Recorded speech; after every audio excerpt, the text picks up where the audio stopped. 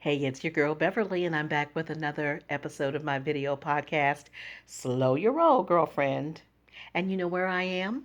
I'm right here on my comfortable red couch, where I am every time I do these video podcasts. Well, I'm continuing to talk about mental health and wellness because the first time I did, I received an overwhelming response from women who were thanking me for coming out of the closet and keeping it real as it relates to my own personal bouts with depression. As I said, I want to be very transparent in the issues that I face, so hopefully that it will help you or someone you share this podcast with along the way. I did say that in this episode I was going to talk about the differences between the symptoms of men and women as it relates to depression because the symptoms, just like they vary in women, they really vary in men. Now, let me issue a full disclaimer. You know, I am not an expert on mental health. I have no such degree. My degree is in journalism from Ohio University, not the Ohio State, but Ohio University. And that degree has served me well. It has not caused me to diagnose anybody, and I never will. But I will share that the information I did receive did come off the internet, just like you can find everything else on the internet. That's where I found it too. But I did find it very fascinating and I did want to share it with you. So, one of the symptoms that women experience when it comes to depression is we tend to be anxious or scared. We tend to become withdrawn, inhibited. We don't want to ruffle any feathers. We kind of want to stay to ourselves and just not really let anybody know what's going on with us. Men, on the other hand, are more guarded. They're not scared. They're just guarded. They put up this wall and they give you the impression that everything is okay. But if you try to press them on it, they are not going to respond with, oh, yeah, woe is me, I'm depressed. They are never going to admit that. And that's probably the macho image in them that they have been taught over the years that, men don't cry, men don't show emotion. So instead, they put up the guard. Women tend to blame themselves for the depression. They feel it's their fault if they have sunken low and they can't seem to get out. They feel that they're all to blame. No one has caused it but them. Men, on the other hand, they blame other people. They blame the spouse, the children, the dog, the coworkers, whomever else they might want to think of for what's going on in their lives. Either not recognizing that they are in a state of depression or refusing to deal with the subject. Because once again, mental illness is a stigma. It's really a stigma in the black community, but it has to be a stigma in just about every community. No one wants to say, oh, I'm crazy, or I have a crazy husband, or I have a crazy wife, or I have a crazy this or that. Because it just, if you have this public image that you're trying to portray, crazy is not in your vocabulary. So I get that. Men don't want to let other people know that. Now, another symptom of depression when it comes to women is that we tend to feel sad, worthless, and apathetic.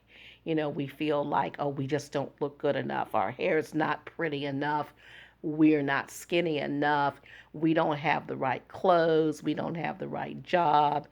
Sometimes we don't even have the right man or partner. But we internalize that. We put that on ourselves, and that causes us to slip deeper into a state of depression. Men, on the other hand, become irritable and angry, just outright, just difficult to deal with. Now, they may be in depression, but they don't want you to know it. They become bitter and they lash out and they are cranky. You know, they say cantankerous old people. Well, men who are in depression as they get older, they do tend to become a little more cantankerous. That might be a strong word, but they definitely are angry about their issues. Women are more likely to avoid conflicts when they're depressed. We don't want to ruffle any feathers. We don't want you to be mad at us, upset with us. So we're going to walk on eggshells to make sure that everything is copacetic. Men, on the other hand, are more likely to create conflicts. They're more likely to stick their chests out and let you know they're in control.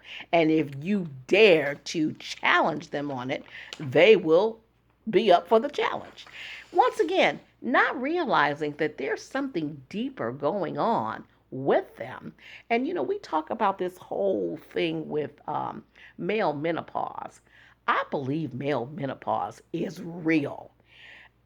No matter how you slice it or dice it, I do believe that men go through something. How many times have you seen men that you know that are who's over the age of 50 and they're at the gym working out and they're working out harder than the kids that are like in their 20s and 30s, and then they've just bought this brand new sports car or they've decided to remodel some car they've had for years.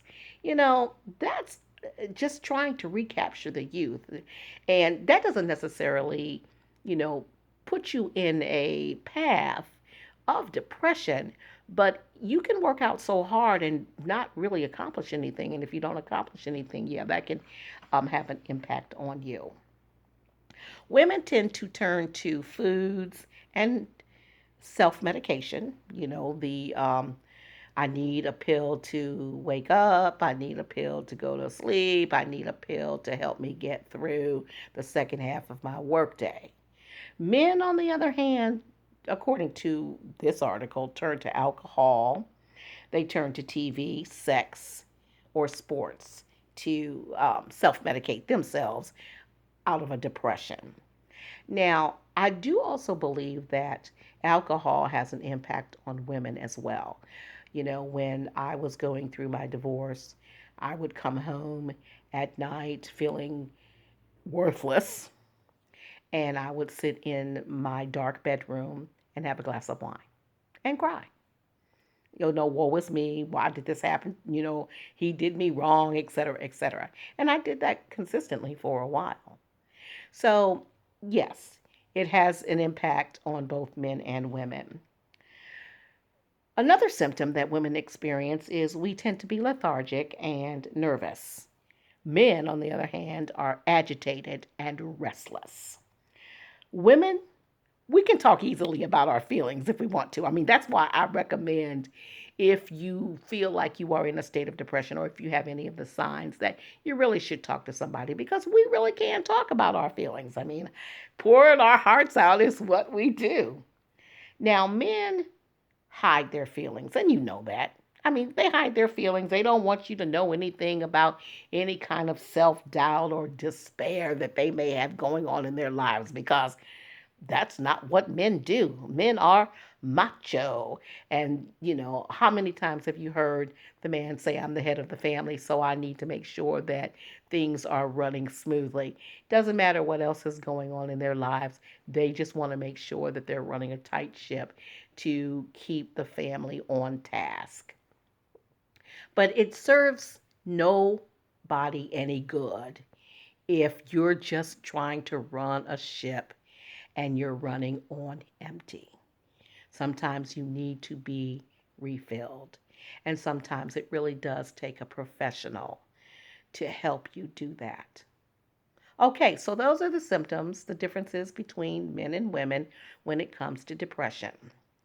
Once again, if you are, you know, a person who is experiencing some symptoms or some signs, especially if you can't seem to break through, it's going on and on and on, then I really do encourage you to seek out someone to help you. And just remember to continue to stay empowered on your journey. See ya.